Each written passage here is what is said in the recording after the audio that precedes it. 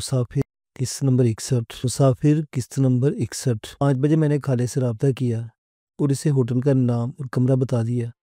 اس نے تھوڑی دیر بعد مجھے کال کی بولا خان جی سے بات ہو گئی ہے، وہ ٹھیک 6 بجے تمہارے پاس پہنچ جائیں گے، یا شہر دھیان رکھنا کوئی الٹی سی بات مت کر دینا۔ میں نے ہنستے ہوئے دلاسا دیا فکر نہ کرو، میں تمہاری کتا عاشق بھیڑ مشوق قسم کی محبت کو ذہن میں رکھوں گا۔ اس نے حسب توقع کو شایان شان جذبہ خیر سگالی پیش کیا۔ میں نے ہنستے ہوئے فون بند کیا اور میڈم سے رابطہ کیا، اسی رپورٹ دی بولی شہریار حیدر خان سیاسی گرگٹ ہے، بھروسے والا آدمی نہیں ہے، تم اپنے کان اور آنکھیں کھلی رکھنا، ملاقات کے دوران اپنا فون سائلنٹ موڈ پر کر دینا، میں کال کروں گی، تم ریسیو کر کے خاموشی اختیار کر لینا تاکہ میں تم دونوں کے بیچ ہونے والی گفتگو سنتی رہوں۔ میری مشاورت کی ضرورت محسوس کرو تو باتھ روم میں جا کر بات کر لینا، اور ہاں تم نے برابری کی سطح پر اس سے بات چیت کرنی ہے۔ فون بند ہو گیا۔ میں ننھی سی اسکرین کو گھورتا رہا۔ 6 بجے حیدر خان کو روم سروس نے میرے کمرے میں پہنچا دیا۔ میں نے میڈم کی ہدایت کے مطابق برابر کی سطح پر کھڑے ہو کر سردار حیدر خان کا استقبال کیا۔ وہ میرے ساتھ چلتا وہ صوفے پر آن بیٹھا۔ میں نے پوچھا آپ اکیلے آئے ہیں؟ وہ بولا نہیں، گارڈز کو نیچے پارکنگ میں چھوڑایا ہوں۔ اس کی بھاری اور کڑکدار آواز کمرے میں گونجی۔ مجھے وہ وقت یاد آ گیا جب میں اس فرعون کی بیلے والی حویلی کی ایک چارپائی پر بے حس حرکت پڑا تھا اور وہ فرعونیت بھری آواز میں مجھ سے پوچھ رہا تھا بتاؤ بھوتنی کے بچے، خانزادی کہاں ہے؟ تب میں نے اسے بتایا تھا کہ وہ میاں دلبر حسین کے پاس ہے تو اس کی شکل بگڑ گئی تھی۔ شاید اسے میری بات کا یقین بھی نہیں کیا تھا۔ مقام اور ملاقات کی نوعیت بدل گئی تھی۔ اس کی شخصیت کا وہ دبدبا جو ہم دیہاتیوں کی سرشت میں گھلا ہوا تھا آج بہت کمزور ہو گیا تھا۔ میں نے انٹرکام پر فاسٹ فوڈ اور ڈرنکس کا آرڈر نوٹ کرایا اور اس کے قریب صوفے پر آن بیٹھا۔ اس نے حسب معمول آف وائٹ کرنڈی کا بہترین سوٹ اور کالے رنگ کی واسکٹ زیب تن کی ہوئی تھی، گرم اونی شال کندھوں پر مخصوص انداز میں ڈال رکھی تھی۔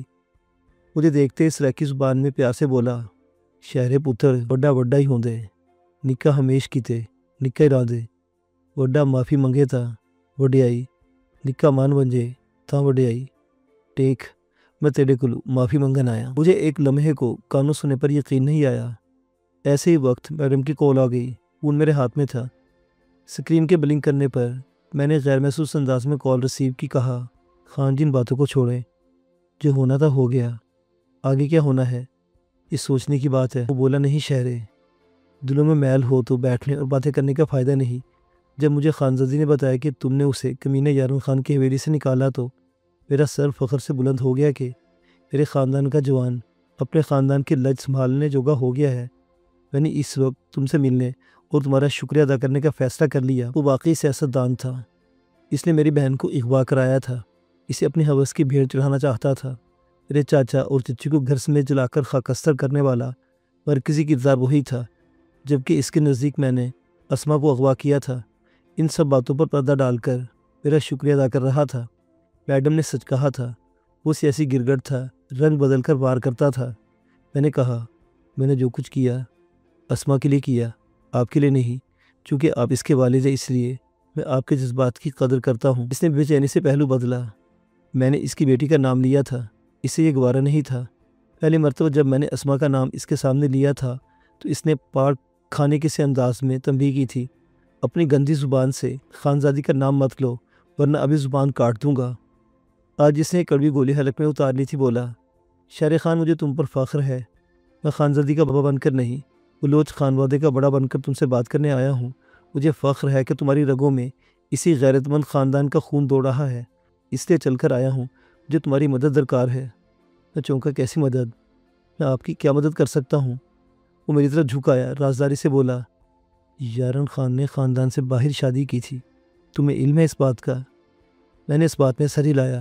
اس نے سلسلہ کلام جوڑا، وہ کسی گندے خاندان کی عورت تھی، یہی وجہ کہ یارن خان کی آنکھوں پر بھی بے غیرتی کی چربی چڑھ گئی۔ خانزادی رشتے میں اس کی بیٹی بھتیجی لگتی تھی۔ دشمنی کے بغیر اس نے اپنی بیٹی کے ساتھ مکالمہ کیا کہ یہ بات قابل معافی ہے۔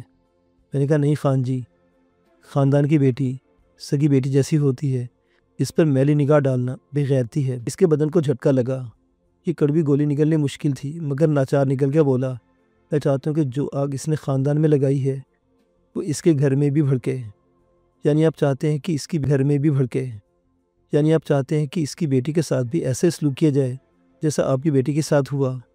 میں نے حیرانی سے پوچھا ہاں، تاکہ اس کے پاؤں جلے۔ اس نے تھوک نکلا، چہرہ متغیر ہوا۔ مگر غصہ دبا کر بولا، اس سے پتہ چلے کہ کسی کی بہو بیٹی پر ہاتھ ڈالنے کا انجام کیا ہوتا ہے۔ اس کی آنکھیں شعلہ بار ہو گئی اور سانسیں پھول گئیں۔ تھوڑے سے توقف کے بعد بولا، میں چاہتا ہوں کہ تم اس کام میں میری مدد کرو۔ میں بوڑھا آدمی ہوں، ہڈ پیر جواب دینے لگے ہیں، جبکہ یہ جوانوں کا کام ہے۔ تم لاہور جاؤ اور اس کی بیٹی عافیہ خان کو اٹھا لاؤ، اس طرح کہ پتہ چلے کہ وہ اپنی مرضی سے کسی کے ساتھ ادھل گئی ہے۔ میری بات سمجھ رہے ہو نا؟ میں اس کے پل پل سرخ ہوتے چہرے کو بڑے غور سے دیکھ رہا تھا۔ اس کی امید بھری نظروں کے جواب میں نے نفی میں سر ہلایا۔ کہا، نہیں خان جی، میں یہ کام نہیں کر سکتا۔ آپ کو بھی مشورہ دیتا ہوں کہ آپ بھی وہ کام نہ کریں جو یارن خان نے کیا ہے۔ اسے میرا مشورہ ایک آنکھ نہ بھایا، منہ بنا کر بولا، ہماری مدد چاہیے۔ نصیحت کی بارش میرے دل میں بھڑکنے والی آگ کو نہیں بجھا سکتی۔ اس کام پر جتنا بھی خرچ آئے میں دینے کو تیار ہوں، 10، 20، 50، جتنے لاکھ بھی لگے میں دینے کو تیار ہوں۔ بولو۔ اس کے دل کی بات زبان پر آ گئی۔ میں نے استہزائی انداز میں مسکراتے ہوئے کہا، آپ کا مجرم اکیلا یارن خان ہی نہیں، میاں دلبر بھی ہے، جس نے یاری کی آڑ میں آپ کی پیٹھ میں جھلا گھونپا ہے۔ وہ تڑپ کر بولا، بے غیرت یارن کے بعد اس کی باری ہے، میں اس کتے کو کیسے بھول سکتا ہوں۔ میں نے ادھر ادھر کی گفتگو کے بعد واش روم کا قصد کیا۔ فون پر میڈم کی کال چل رہی تھی۔ میں نے کان سے لگایا اور نہایت مدھم آواز میں بولا، میڈم آپ نے اس کتے کی باتیں سن لی؟ اس کی آواز کان میں گونجی، اس سے 2 کروڑ میں سودا طے کر لو، آدھی ادائیگی پہلے، آدھی مال کی وصولی پر۔ میں نے مزاحمت کی، مگر میڈم فضول باتیں نہ کرو، جو کہتے ہیں وہ کرو۔ اس کا لہجہ سخت تھا۔ میں واش روم سے نکل کر خان کے پاس آیا۔ خان جی، میں آپ کی باتیں سن اور سمجھ چکا ہوں، میں آپ کی مشکل آسان کر سکتا ہوں، آپ کو انتقام کی آگ ٹھنڈی کرنے کا موقع دے سکتا ہوں، مگر اس کی قیمت آپ کو ادا کرنا ہوگی۔ وہ خوش ہو گیا، ہاں بولو، مجھے منظور ہے۔ میں نے دائیں ہاتھ کی 2 انگلیاں اس کی آنکھوں کے سامنے لہرائی۔ 2 کروڑ روپے، اس نے دیدے پھیلائے۔ 2 کروڑ؟ یہ تو بہت بڑی رقم ہے، میں اتنی رقم کہاں سے دے سکتا ہوں؟ میں نے کندھے اچکائے، تو پھر اس معاملے پر مٹی ڈالے، مجھے کوئی اعتراض نہیں ہوگا۔ زوردار بحث کے بعد آخر اسے ہتھیار ڈالنا پڑے اور 2 کروڑ پر سودا ڈن کرنا پڑا۔ میں نے اگلی شرط سنائی، آدھی رقم ایڈوانس، آدھی کام ہونے پر۔ اس نے شرط پر کوئی اعتراض نہیں کیا اور بولا، 10 دن کے اندر تمہیں رقم پہنچا دوں گا، کام ہونے میں کتنا وقت لگے گا؟ میں نے کہا 10 دن یا 1 ماہ، گولی مارنے سے عزت پر دھبا لگانا مشکل ہوتا ہے، آپ فکر نہ کریں، آپ کا کام ہو جائے گا۔ اس نے مجھے تاکید کی کہ میں اس ڈیلنگ کا تذکرہ خالد عرف کھالے لوہار سے ہرگز نہ کروں۔ میں نے حامی بھر لی۔ اسی دوران توازے کا سامان میز پر سرو کر اور کولڈ ڈرنک لی۔ وہ سیاستدان تھا، سیاسی ہرنے میں جھوٹ کی ترکاری ابالنے کے ہنر میں یکتا تھا۔ اس نے خوشامدانہ باتوں سے میرا دل موہنے کی بھرپور کوشش کی، خاندانی غیرت ابھاری، کئی میٹھے اور سہانے خواب میری جاگتی آنکھوں کے حوالے کرنے کے بعد اس نے رخصت چاہی۔ میں اسے گیلری تک سی آف کرنے آیا، ایسے میں میرے لبوں پر بھی دکھاوے کی مسکراہٹ چپکی ہوئی تھی۔ میں نے کمرے میں آ کر دروازہ بند کیا، بیڈ پر آلتی پالتی مار کر بیٹھ گیا، فون کان سے لگا کر بولا، میڈم یہ آپ نے کیا کیا؟ کیا میں اب یارن خان کی بیٹی کو اغوا کرنے لاہور جاؤں گا؟ اس نے ہنستے ہوئے میری بات کاٹ دی، بولی، نہیں جانم، تمہیں کچھ بھی نہیں کرنا، دیکھتے جاؤ میں کیا کرتی ہوں، مگر مت کرو، فوراً کمرہ چھوڑو اور 4th فلور پر روم نمبر 441 میں آ جاؤ۔ کیا مطلب کہ آپ بھی اسی ہوٹل میں ہیں؟ میں حیران رہ گیا۔ تو کیا میں تمہیں اکیلا چھوڑ سکتی ہوں؟ کم آن، اس نے کہا اور کال منقطع کر دی۔ میں کمرے سے نکلا، طویل راہداری کے آخر پر واقع سیڑھیاں چڑھ کر 4تھی منزل پر پہنچ گیا۔ کمرہ نمبر 441 تلاش کرنے میں دقت پیش نہیں آئی۔ دستک کے جواب میں میڈم نے دروازہ کھولا۔ میں اسے دیکھ کر مبہوت رہ گیا۔ وہ سرخ اور زرد رنگ کے نفیس امتزاجی سوٹ میں تھی، سیدھی دل میں اتر گئی، کیونکہ اپنے ثقافتی لباس میں وہ قیامت ڈھا رہی تھی۔ میں اسے اکثر پینٹ شرٹ میں دیکھا کرتا تھا۔ وہ میرے ان حماق کو تاڑ گئی، ایک ذرا مسکرا کر بولی، کیا باہر ہی کھڑے رہو گے؟ اندر آ جاؤ۔ کمرے کی تزئین و آرائش ویسی ہی تھی جیسی نچلے فلور پر دیکھا آیا تھا۔ بے آواز چلتے ہوئے ٹی وی سے پھوٹتی مختلف رنگوں کی کرنیں قالین اور دیوار پر چھڑک رہی تھی۔ نرم دودھے روشنی میں میڈم کی ہوشربا موجودگی میں کمرہ خوابناک کیفیت پیدا کر رہا تھا۔ میرے آگے چلتے انٹرکام تک آئی۔ میں نے اس سلپ پر نگاہیں دوڑاتے ہوئے ریسیور کان سے لگا کر روم سروس کو کھانے کی ہدایت دینے لگی۔ فارغ ہو کر میری طرف پلٹی، چند لمحے اپنے مخصوص شوخ انداز میں دیکھتی رہی، پھر ہوا میں اچھلی اور دونوں پاہیں پھیلا کر چاروں شانے چت بیڈ پر گری۔ بیڈ کے سپرنگوں نے اسے کم و بیش 3 فٹ اوپر اچھال دیا۔ چند لمحوں تک اوپر نیچے ہوتی رہی، پھر بولی، آج میں اپنے لیے سگریٹ لے کر آئی ہوں۔ میں نے برا سا منہ بنایا، کہا، آپ سگریٹ پیتی بالکل اچھی نہیں لگتی۔ اس نے جواباً منہ بنایا، میں کب اچھا لگنا چاہتی۔ اس نے اپنے پر پڑی تباہی پر ہاتھ مارا، سگریٹ کیس اور لائٹر اٹھایا، एक सिगरेट मुंतखब करके निकाल ली और दांतों में दाब कर सुलगा ली। सिगरेट के धुएं ने बंद कमरे में चकराती एयर फ्रेशनर की खुशबू को आने वाहिद में हड़प कर लिया। वो मेरे चेहरे के उतार चढ़ाव भांपती हुई हंसने लगी, हंसते हंसते खांसने लगी। सिगरेट वाला हाथ हवा में लहराकर बोली, सिगरेट के एक सिरे पर आग जलती है और दूसरे सिरे पर अहमक का दिल सुलगता है ना मजे की बात। ना खामोशी से खड़ा रहा। वो बोली, मैं बचपन में चोरी चोरी हुक्का पिया करती थी। जब चिल्लम में गुड़ कम होता तब शिद्दत खांसी आती। न जाने फिर भी क्यों हुक्का पीने में मज़ा आता था। तुम देहाती हो, जानते होगी कि हुक्का पीने वाला सारा दिन भूखा तो रह सकता है मगर हुक्के के बगैर 1 घंटा नहीं गुजार सकता। मैंने तवील सांस ली। प्लीज़ आप सिगरेट न पिया करें। वो बोली, तुम ऐसे क्यों मुंह बनाए खड़े हो? इधर आओ ना, अपनी बरादरी के MPA के बारे में बताओ। आज वो सांप अपनी कंज उतार कर आया था, कैसा लग रहा था? मैं बैठ के नुक्कड़ पर टिक गया। बोला, इसकी अय्याराना अदाकारी को देखकर मेरा जी चाह रहा था कि मैं इसका मुंह तोड़ दूं, दांत निकाल कर हथेली पर रख दूं।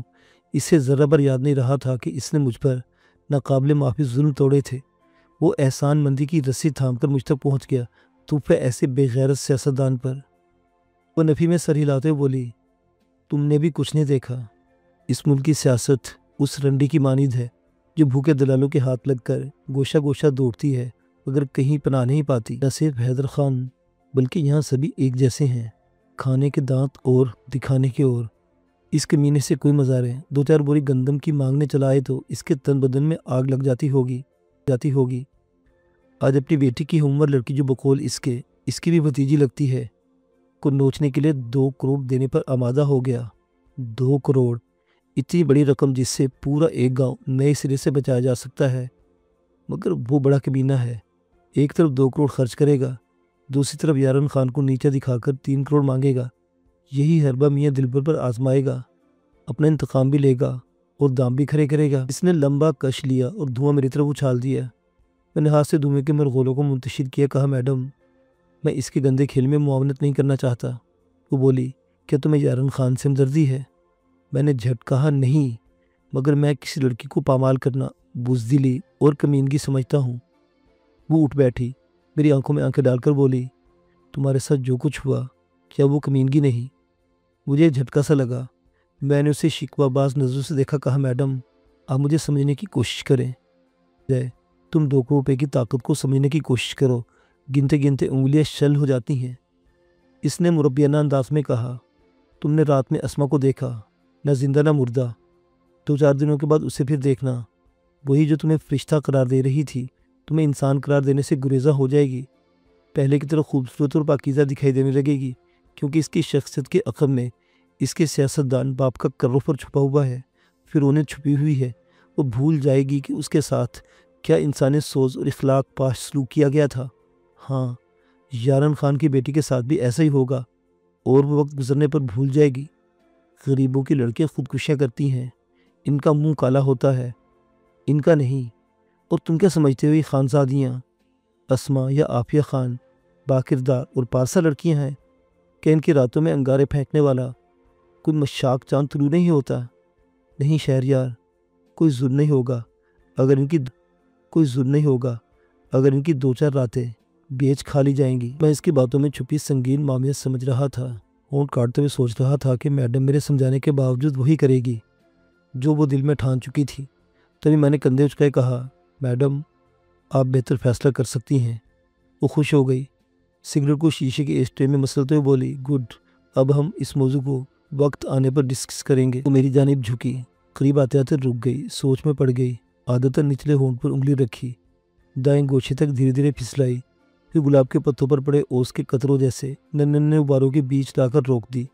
आंखें चुदियाकर उंगली की पोर चूम ली, फिर बेड से उतरकर बाथरूम में चली गई। कुछ देर बाद लौटी, बोली, तुम्हें सिगरेट की बू अच्छी नहीं लगती, इसलिए माउथ वॉश लेने गई थी, वो नहीं मिला तो बुर्श करना पड़ा। मैंने ना समझते हुए उस वाले नजर से देखा। वो बोली, तुम्हारा मुंह मांगा इनाम, तुम्हारे शायान शान तो होना चाहिए ना। वो बेड पर लेट गई, अधखुली आंखों से दावत अंगेज अंदाज में देखने लगी। होंठ नीमक, आओ मिस्टर अलेक्जेंडर द ग्रेट, अपनी फतहयाबी का जश्न मनाओ, अपना इनाम वसूल करो। मुझे यूँ लगा जैसे मेरा बदन शल हो गया हो। अपना मुँह मांगा इनाम वसूल करने का हौसला दम एकदम टूट गया और मैं मदद तलब नज़रों से उसे देखने लगा, जिसे देखना भी दिलगुर्दे का काम था। वो मक्तल सजाए नीमबाज आंखों से मुझे पुकार रही थी। میرا خمیر دیہات کی سوندھی اور قدامت پسند روایات میں گندی ہوئی مٹی سے اٹھا تھا۔ میں نے آج تک جس بھی عورت کو چاہے جانے کے قابل دیکھا تھا وہ پکارتی نہیں تھی، شہر عشق میں دیوانہ وار پکاری جاتی تھی، دل کے ہاتھوں مجبور ہو کر سر جھکاتی تھی، ایک ادا سے آنکھیں چراتی تھی مگر بولتی نہیں تھی، نہیں کہ دل فہم پردے میں ہاں ہاں کی تال پر بچکانہ دل کی طرح دھڑکتی تھی اور اپنے دیوانے مور کے پیروں میں رقص کی بجلیاں بھر دیتی تھی۔ یہ معاملہ برعکس تھا، مجھ پر بجلیاں گرانے والی میرے خیالاتی پیچ و خم سے ناشناس اپنی آتھی سرخ ہو رہی تھی، تاخیر پر برہمی سے بلا رہی تھی، آؤ بھی۔ تاب پیش رفت کہاں، مجال انکار کہاں، بلا پس و پیش قدموں نے اس کی دعوت سر تسلیم خم کی اور میں گویا ہوا میں تیرتا ہوا قریب پہنچ گیا، اس پر جھک گیا۔ اس نے اپنے بربری جمال کے دیوانے کو دونوں ہاتھوں سے تھام لیا، پھر شعلہ رونوک پر گرا لیا۔ وہ عجیب ماس تھا جو جلنے کے بجائے جلا رہا تھا، یک بارگی یوں لگا جیسے میں برف میں لپٹی ہوئی کسی سنسان پہاڑی پر سینکڑوں میل دوڑتا ہوا اچانک آگ کے دریا میں آن گرا تھا۔ میڈم نے مجھے اپنی طرف کھینچا تھا یا وقت نے مجھے اس کی طرف دھکیل دیا تھا، یاد نہیں، مگر اتنا یاد ہے کہ اس نے میری دیوانگی کو بڑی نرمی سے قبول کر لیا تھا۔ میں نے اسے زور سے بھینچا، اتنا کہ اگر وہ عام لڑکی ہوتی تو اس کی پسلیاں کڑک جاتی۔ اچانک اس نے اپنے نخلے جاں کی سطوتیں سمیٹ لی اور مجھے بیڈ پر ایک جانب دھکیل دیا، بکھری ہوئی سانسوں میں بولی، تم تو نرے پاگل ہو یار۔ مجھے لگا جیسے اس نے کہا ہو، انعام لے رہے ہو یا لوٹنے کا ارادہ ہے۔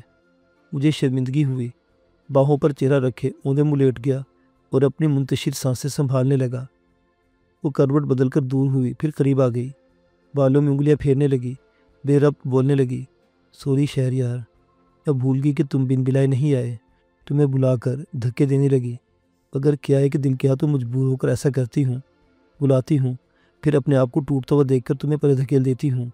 محبت کرتی ہوں، مگر محبت کرنے والے سے ڈر جاتی ہوں۔ شاید میں بہت خود غرض ہوں، ہے نا؟ میں نے کوئی جواب نہیں دیا۔ اس کی انگلیوں کی پوروں سے کیف و سرور کی لوہی لپٹیں نکل کر میرے پورے وجود میں سرایت کر رہی تھی۔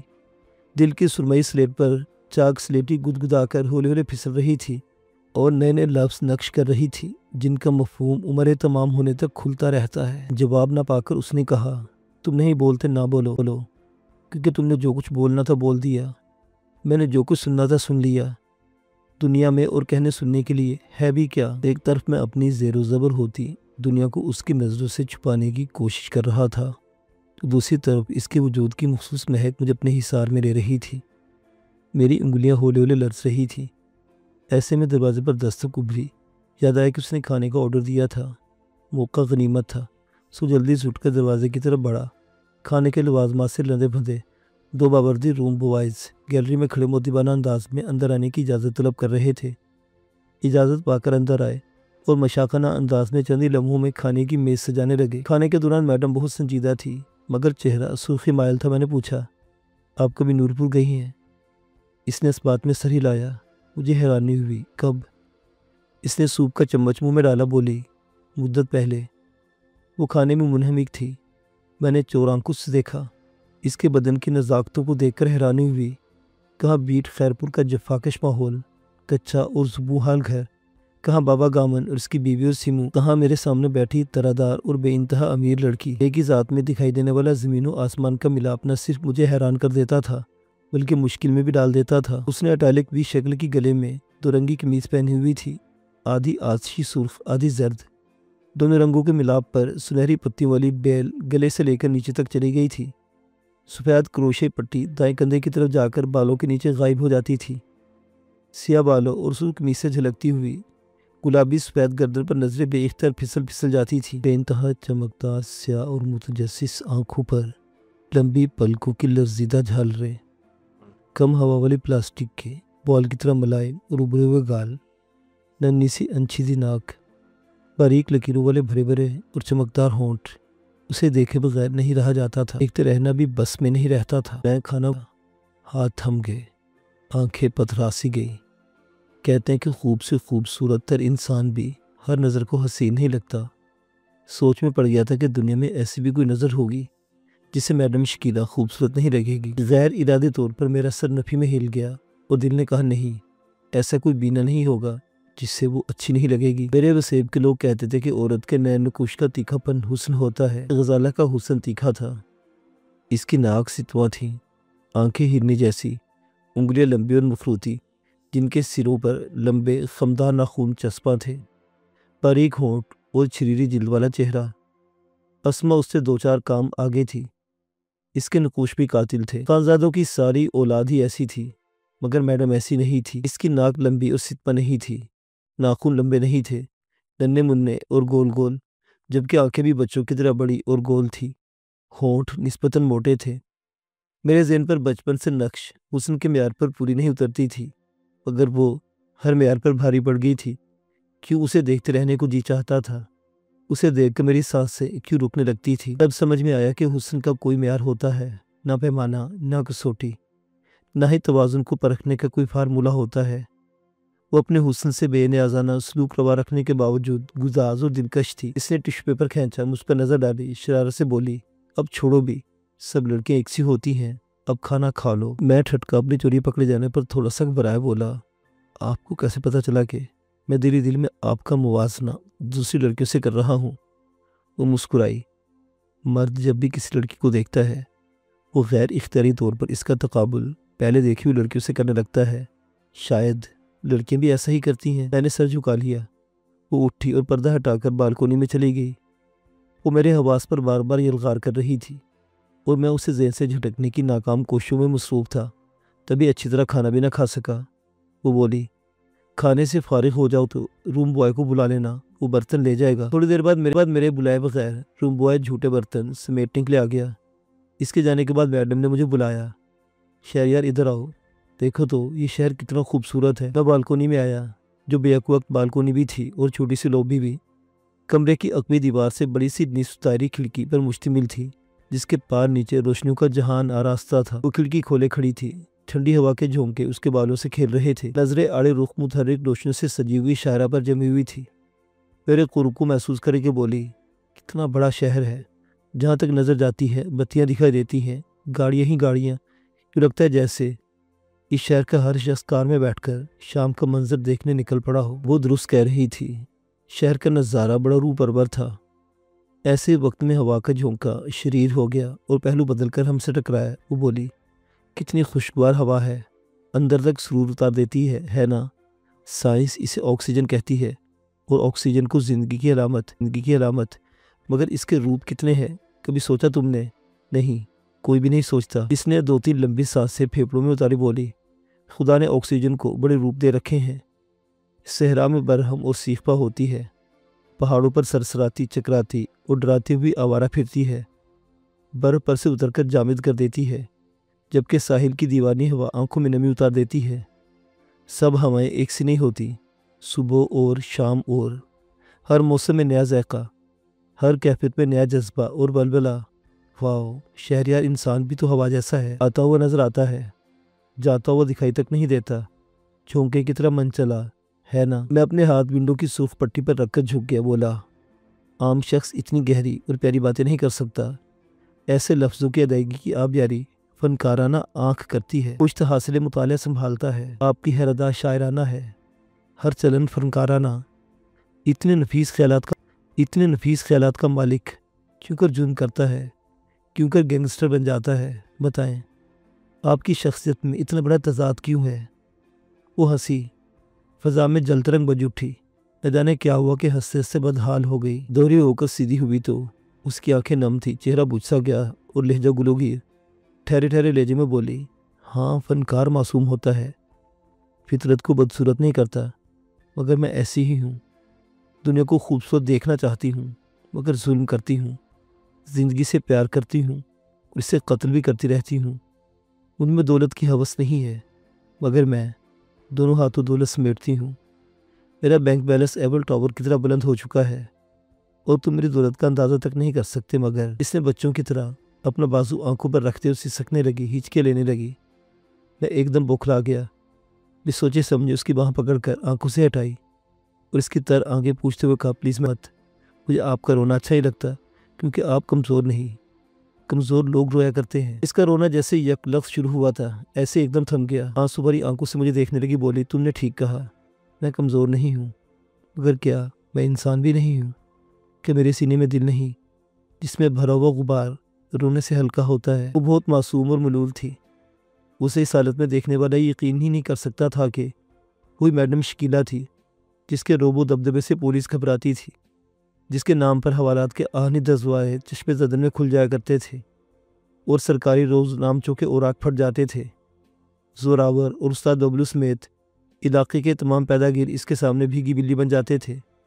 اس وقت وہ بجا طور پر کھرنڈی طبیعت کی مالک وہ کالج گرل معلوم ہو رہی تھی جسے اس کو بوائے فرینڈ کسی لڑکی کے لیے چھوڑ کر چلا گیا ہو۔ میں نے اس کا سوگوار چہرہ اپنے ہاتھوں کے پیالے میں بھر لیا اور احترام آمیز محبت کے ساتھ کہا، میں آپ سے محبت کرتا ہوں، کبھی آپ کو روتا ہوا نہیں دیکھ سکتا۔ آپ اپنا دکھ مجھ سے شیئر کر سکتی ہیں۔ میرا وعدہ رہا کہ میں کسی سے ایک لفظ بھی نہیں کہوں گا اور آپ کے تمام کانٹے آنکھوں سے چن لوں گا۔ پلیز مجھ پہ بھروسہ کریں۔ اس نے اپنے ہاتھ میرے ہاتھوں پر رکھ دیے۔ چل ہمیں ایک ٹک دیکھتی رہی، پھر آزردہ مسکراہٹ لبوں پر سجا کر گلوگیر آواز میں بولی، شہریار، اگر مجھے تم پر بھروسہ نہیں تو میں کیوں تمہیں اتنا قریب کر لیتی ہوں؟ تم نے کبھی نہیں سوچا اعتبار محبت کا ابتدائی مرحلہ ہے۔ میں یہ مرحلہ تمہیں پہلی نظر دیکھتے ہی عبور کر گئی تھی، وگرنہ تم سے زیادہ بہادر اور خوبصورت اس شہر میں موجود تھے، مگر یہ دل ہر کسی پر نہیں کھلنا چاہتا تھا۔ اس کا بولنے کا انداز میرے دل میں اتر گیا، مجھے خود پر اختیار نہیں رہا، ہاتھ پھسلنے لگے، سینہ فرتے انصبات سے پھیلنے لگا اور میں نے اسے سینے میں چھپانے کی پوری کوشش کر ڈالی۔ وہ اپنا متورم چہرہ میرے سینے پر رگڑنے لگی، لمبی لمبی سانسیں لینے لگی، بولی، شہریار تم بہت اچھی، بولی، شہریار تم بہت اچھے ہو، اتنا کہ کوئی بھی نہیں دنیا بھر میں شاید۔ ہاں، تبھی کہتی ہوں کہ میں مشین نہیں ہوں، روبوٹ نہیں ہوں، سوچتی ہوں اور سوچ کر کرتی بھی ہوں۔ آج تمہیں بتاتی ہوں کہ میں کن راستوں سے گزر کر اس مقام تک پہنچی۔ کمان، آج کی رات صرف میری اور تمہاری ہے، اس میں کوئی تیسرا شخص موجود نہیں۔ میں نے ارادتاً اس پرسکون ہوٹل کا انتخاب کیا ہے کیونکہ کوٹھی میں اتنا لمبا تخلیہ میسر نہیں آتا۔ مجھ سے چپکی رہ کر بیڈ تک گئی، ایک جھٹکے سے علیحدہ ہوئی اور مجھے بیڈ پر دھکا دے کر کمرے کے دروازے کے قریب رکھی، شیشے کی ڈور والی فریج کی طرف بڑھ گئی۔ تھوڑی دیر بعد پلٹی تو اس کے ہاتھ میں نارنجی اور سرخ رنگ کے لیبل والی اسکاچ کی بوتل گلاس اور ڈسپوزیبل پلیٹ میں رکھے ہوئے شفاف برف کے چند چکور ٹکڑے نظر آئے۔ تب سمجھ آئی کہ میری اس کی ملاقات حادثاتی نہیں، اہتمام شدہ تھی۔ وہ خود کو بہلانے کے تمام ہتھ کنڈے ساتھ لائی تھی۔ مجھے دیکھے بغیر اس نے جام تیار کیا، آئس کیوب گلاس میں ڈالا، لبوں سے لگایا اور ننھی سی سپ لے کر مجھے دیکھنے لگی۔ آگ میں برف ملا کر پینا اچھا لگتا ہے، میں نے کہا۔ آپ شراب نہ پیا کریں میڈم، یہ انسان کی ذہنی صلاحیتوں کو نگل جاتی ہے۔ نہیں، یہ تم نے نہیں، ڈاکٹر منور شاہ نے کہا ہے، تم اس کی زبان بولتے ہو، اس کے رٹائے ہوئے سبق دہراتے ہو۔ میں بری طرح چونکا۔ آپ ڈاکٹر شاہ جی کو جانتی ہیں؟ وہ مسکرائی۔ ہاں، وہ بڑا آدمی ہے، بہت بڑا، اتنا کہ میری نظریں اس کے قد کا احاطہ نہیں کر سکتی۔ اسے سمجھنا بہت مشکل ہے۔ تم نے اسے صرف مردم بیزار ڈاکٹر کے روپ میں دیکھا ہے، جبکہ میں نے اسے حقیقی رنگ میں دیکھا ہے۔ وہ بہت بڑا بہروپیہ ہے، تمہارے خانزادوں سے بھی بڑا۔ میں الجھی ہوئی نظروں سے اسے گھورنے لگا۔ وہ بولی، ہاں تو اس میں حیرانی کی بات کیا ہے؟ وہ بے خوف ہے، ڈرتا نہیں ہے، گن، گولی، موت اور عورت، وہ کسی سے ہارتا نہیں ہے۔ اس کی بے خوف سرش کا تو میں از خود قائل تھا، پھر بھی میڈم کے ہونٹوں پر یہ باتیں غیر یقینی اور عجیب لگی۔ خاموش رہا۔ اس نے مجھے لیٹنے کا اشارہ کیا۔ میں تکیے کی ٹیک لگا کر نیم دراز ہو گیا تو وہ آلتی پالتی مار کر بیٹھ گئی اور پینے لگی، گھونٹ گھونٹ پیتے اس کے ہونٹ بہت زیادہ سرخ ہو جایا کرتے تھے، آج نیلے پڑنے لگے تھے۔ میں نے سنا تھا کہ شرابیں زہریلی بھی ہوتی ہیں، دل میں ڈرا کہ وہ شراب بھی زہریلی نہ ہو جو اس کے حلق میں اتر رہی تھی۔ میں نے اپنے وہم کا اظہار کیا، وہ ہنسی، نہیں ڈیر، زہر دیسی شرابوں میں ہوتا ہے، ولائتی میں نہیں۔ اس نے گلاس تیار کیا اور تھام کر میرے قریب کھسک آئی، بغیر کچھ کہے گلاس میرے ہاتھ میں تھما دیا۔ میں نے سختی سے انکار کر دیا تو مسکرانے لگی، آنکھوں میں نمی، چہرہ متورم اور لبوں پر شرارت آمیز مسکراہٹ۔ پوسوں قضاء کے تمام رنگ اس کے چہرے پر رقص کر رہے تھے۔ میں نے گلاس لبوں سے نہیں لگایا، اس نے بھی پینے کا حکم نہیں دیا، بلکہ میری ٹائی کی ناٹ کھولنے لگی، کوٹ اور شرٹ کے بٹن بھی کھول دیے، سینے پر باریک بنیان رہ گئی۔ وہ اٹھ کر صوفوں کے بیچ رکھی میز کے پاس گئی، پھل کاٹنے کی ننھی سی کنچھڑی تھامے بیڈ پر چڑھائی۔ میں سمجھ گیا تھا کہ وہ میری بنیان کاٹ کر سینہ اوریا کرنے کا ارادہ رکھتی تھی۔ اس نے چند ہی لمحوں میں میرے اندازے کی توثیق کر دی۔ کھلونے کے ساتھ بے رحمی سے کھیلا جائے मजनूना अंदाज में तोड़ने की कोशिश की जाए, नरमी और मोहब्बत का सलूक किया जाए, वो खामोश रहता है। मैं भी खामोशी से उसकी इस तरह हरकत को देख रहा था। इसने गिलास मेरे हाथ से थामा, एक घूंट भरा, एक मुट्ठी मेरे सीने के बाल भरे, बोली, शहरयार, तुमने कहा था कि मेरा दुख किसी पर आया नहीं करोगे, हैं? Thank you. मगर क्यों? मैं मुतज़ब्ज़िब हो गया, कोई जवाब न दे पाया। वो गोया हुई, तुम अगर मेरी कहानी को इश्तिहार बना दोगे, ज़बानें ज़दाम कर दोगे, तब भी कोई फ़र्क नहीं पड़ेगा। इसने एक ज़रा तवक्कुफ़ किया, घूंट भरा बोली, क्या मैं इस शहर की इज़्ज़त और अज़मत का टावर हूँ? क्या मैं बहुत नेक नाम और पर्दादार खातून हूँ? नहीं मेरी जान, मैं एक बदनाम गैंगस्टर हूँ। पुलिस मेरे नाम से कांपती है। नाम नहाद इज़्ज़तदार सियासतदान मेरी दहलीज पर सजदा रेज़ होते हैं, अपना अपना मतलूबा माल मांगते हैं। किसी को जवानी चाहिए, किसी को जवानी कायम रखने वाला जाम चाहिए, किसी को दुश्मन की जवानी निगलने वाली बुल्ट चाहिए, तो किसी को बुल्ट प्रूफ जैकेट। सबको देती हूँ, बेचती हूँ। एक की इज़्ज़त दूसरे के हाथ पर रखकर दाम खड़े करती हूँ। एक की जान लेती हूँ, दूसरे की खबासत में जान डालती हूँ। मुझे कोई फ़र्क नहीं पड़ता कि लोग मेरी बातें करें, पहले क्या कम करते हैं। हर कोई सोचता है कि मैं कौन हूँ, और अचानक कहाँ से नमूदार होकर इस शहर को मुट्ठी में ले बैठी हूँ। सुनो, मीरू शाह के सीने में मेरा एक एक राज छुपा हुआ है। वो बोलने लग जाए तो क्या होगा? भी तो नहीं। मैंने कहा, मैं समझता हूँ कि आप इतनी बुलंदी पर पहुँच चुकी हैं कि बदनामी की गर्द आप तक नहीं पहुँच सकती शायद। तो सर झुकाकर गिलास से खेलने लगी। काफ़ी देर गुजर गई। वो मुझे हमराज करने का फ़ैसला करके यहाँ आई थी। लबे-बाम फिर सोचने लगी। नाल से निकली गोली, कमान से निकला तीर, ज़ुबान से निकली बात पर इख्तियार नहीं रहता। अपनी सोच को मंतकी अंजाम देकर बाद सर उठाकर बोली, जो मोहब्बत करना चाहता है वो एतमाद के अंधे कुएं में छलांग लगाता है। अगर कुआं पनाह दे तो मोहब्बत अमर हो जाती है, वगरना इंसान अंदोनाक हालात का शिकार हो जाता है। मेरे मन में मोहब्बत की तलब थी, इतनी जितनी आम आदमी में नहीं होती, मगर मैं भटकना नहीं चाहती थी, मगर भटक गई। कुआं मुझे संभाल नहीं पाया और मैं चंदू माही से मैडम शकीला बन गई। कहानी तवील, राज मुख्तसिर, बस इतना सा। इसने अपने अंगूठे और उंगली की मदद से मुझे राज का छोटा सा साइज बनाकर दिखाया, जैसे राज अपना मुख्तसिर सा मादी वजूद रखता हो। मैंने बेख्तियार पूछा, राज क्या? इसने गिलास मेरे लबों पर रख दिया। गिलास का मुलायम पैदा मेरे लबों पर हौले हौले रगड़ने लगी, फिर उसे उठाकर मुझ पर गिर गई। अपना चेहरा मेरे सीने में छुपाकर बोली, मर्द का सीना कुआं होता है, अंधा। पनाह देने पर आए तो दुनिया को समेट ले, यूँ जैसे मुर्गी अपने चूज़ों को परों तले समेट लेती है। निकलने पर आए तो दुनिया के सबसे बड़े जज्बे, जिसे मोहब्बत का नाम दिया जाता है, को निकल जाता है। सिर्फ बदन का किला फतह करने के लिए, चंद गर्म सांसों के हुसूल के लिए, अपनी तख्लीक के इब्तदाई फितरी लम्हे को देखने के लिए। हाँ, मैं तुम्हारे सीने पर लेटकर सुकून लेती हूँ, मज़ा आता है, पनाह का एहसास मिलता है, क्योंकि मैं जानती हूँ कि तुम इंसान हो, पनाह देने वाले की तरह आला ज़र्फ़ हो। मैं बोलते बोलते सो भी गई तो तुम मुझे जगाओगे नहीं, मुझे खेलने दोगे, मगर अपने हाथों को रोके रखोगे। यही एतमाद है जो मोहब्बत की कलीदी नहज है। मैं तुमसे मोहब्बत करती हूँ। इसकी आवाज़ बतदरीज मध्यम हो रही थी। शहरयार, मुझे बोलने देना, भले रात गुजर जाए, भले दिन हो जाए, मुझे ना रोकना। मीरू शाह समेत आज तक मुझे किसी ने नहीं सुना, न सुनने की आरजू की। तुम्हारी आरजू को सलाम, तुम्हारी मोहब्बत को सलाम। इसने मेरे सीने पर अपने जलते होंठ रखे, फिर गाल, फिर हौले हौले बोलने लगी। एक कहानी तरतीब देने लगी जिसका मरकज़ी किरदार वो खुद ही थी, चूँकि सुनाने वाली दुनिया की खूबसूरत लड़की थी, और कहानी का हर एक किरदार मुझे हैरान करने वाला था। इससे मुझे यूँ महसूस हो रहा था जैसे कमरे के दरो दीवार समेत हर चीज़ उसके खुमार आलू सरगोशियों से फूटने लगी थी, और मेरा पूरा वजूद पर्दा स्मार्ट बनकर इसे सुनने लगा था।